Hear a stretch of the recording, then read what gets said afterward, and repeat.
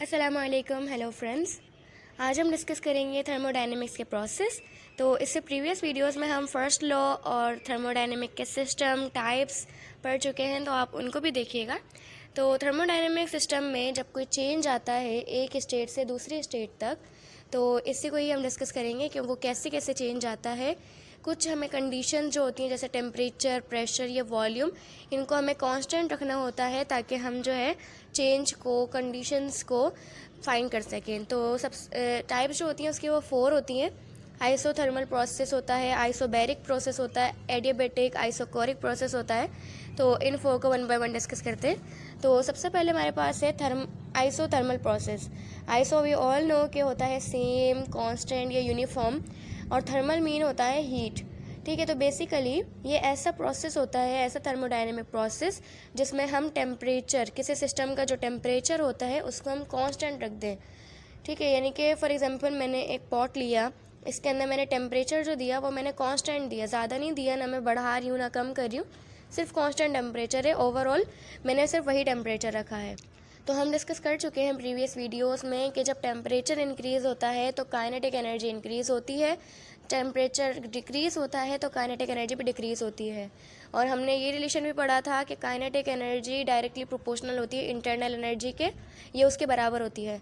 तो जब मैंने टेम्परेचर को कांस्टेंट रखा तो मेरी काइनेटिक एनर्जी जो थी मॉलिक्यूल्स की पॉट में वो भी कांस्टेंट रही, और जो इंटरनल एनर्जी था, चेंज इन इंटरनल एनर्जी, वो भी कांस्टेंट रहा। तो मैं इसको कह सकती हूँ कि इंटरनल एनर्जी ज़ीरो है, यानी कि हमारा Q यानी कि हीट जब मैंने उसको दी तो क्या हुआ, वर्क हुआ, बस। ठीक है, यानी कि इसमें टेम्परेचर कांस्टेंट रहता है, हमारी इंटरनल एनर्जी जो है वो ज़ीरो हो जाती है। दूसरा जो प्रोसेस है वो है एडियाबैटिक प्रोसेस। इसमें भी मतलब थोड़ा बहुत रिलेट करता है कि थर्मोडायनेमिक प्रोसेस जिसमें हीट इंटर ना हो, यानी कि उसको कोई हीट ना दी जाए, और ना हीट सिस्टम से बाहर जाए, यानी कि जो हीट अंदर है वही हीट रहे। तो अब क्या होगा कि हीट जब कांस्टेंट रहेगी तो Q वी ऑल नो कि हीट का सिंबल है, तो Q के जगह क्या आ जाएगा, ज़ीरो, यानी कि हीट कांस्टेंट थी तो ज़ीरो आ गया। बाकी अब चेंज इन इंटरनल एनर्जी और वर्क है, तो हमने किसी एक को तो फाइंड करना है, हम प्लस तो नहीं लगे रहने देते, तो एक को वहाँ लेके जाएंगे तो वो माइनस में हो जाएगा। तो इसी तरीके से वर्क हुआ और इंटरनल एनर्जी जो है वो कम हुई, डिक्रीज हुई, क्योंकि माइनस का साइन है। तो आइसोकोरिक प्रोसेस है फिर थर्ड वन। तो इसके अंदर क्या होता है, आइसो मीन सेम, कोरिक को एक तरह से हम ले सकते हैं वॉल्यूम, या इसको हम आइसो वॉल्यूमेट्रिक प्रोसेस भी कहते हैं। मीन्स ऐसा प्रोसेस, ऐसा थर्मोडायनेमिक प्रोसेस जिसमें सिस्टम का जो वॉल्यूम है वो कांस्टेंट रहे, चेंज ना हो। ठीक है, यानी कि फिर से मैंने एक पॉट लिया, इसमें कोई मतलब समझ लें स्टेट है, तो उसके मॉलिक्यूल्स हैं, और उसमें क्या हो रहा है, वॉल्यूम कांस्टेंट, यानी कि मैंने उसको पैक कर दिया है, यानी कि वॉल्यूम ना इंक्रीज़ हो रहा है ना डिक्रीज़ हो रहा है। तो क्यू जो है वो हमारे पास ऐसे ही रहेगा क्योंकि हीट तो हम दे रहे हैं उसको। इंटरनल एनर्जी भी जो है वो भी हमारी होगी, क्योंकि इंटरनल एनर्जी यानी कि काइनेटिक एनर्जी के अंदर भी जो चेंज आ रहा है वो, प्लस जो वर्क है वो नहीं होगा, क्योंकि हमने जब first law of thermodynamics discuss किया था तो मैंने आपको बताया था कि जो पिस्टन नीचे से यानी कि अपवर्ड से डाउनवर्ड जब वो मूव कर रही थी, या डाउनवर्ड से अपवर्ड मूव कर रही थी, तो हमारा वर्क हो रहा था। तो यहाँ पे वर्क नहीं होगा क्योंकि हमारा जो वॉल्यूम है वो कांस्टेंट, यानी कि पिस्टन मूव नहीं कर रही। इसी तरीके से पॉट का जो कैप है वो भी मूव नहीं कर रहा, तो यानी कि work is equal to zero. Q हमने दिया और इंटरनल एनर्जी उसके बराबर होगी। अब जो लास्ट वन है वो है आइसोबैरिक प्रोसेस। मीन्स वो थर्मोडायनेमिक प्रोसेस जिसमें सिस्टम का जो प्रेशर है वो कांस्टेंट रहे।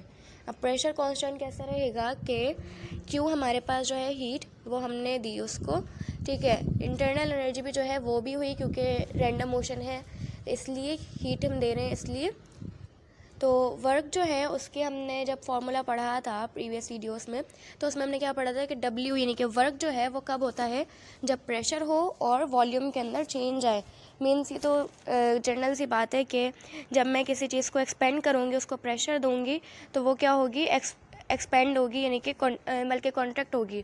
ठीक है, और जब मैं किसी सिस्टम जो है उसको कह सकते हैं कि प्रेशर डिक्रीज़ करूं तो क्या होगा, वो एक्सपेंड होगी, और जब इंक्रीज़ करूं प्रेशर में दूं तो वो कॉन्ट्रैक्ट होगी। तो इसी तरीके से volume equal to P delta V, यानी कि वॉल्यूम में चेंज आ रहा है, या तो वो वॉल्यूम एक्सपेंड हो रहा है या तो कॉन्ट्रैक्ट हो रहा है प्रेशर की वजह से।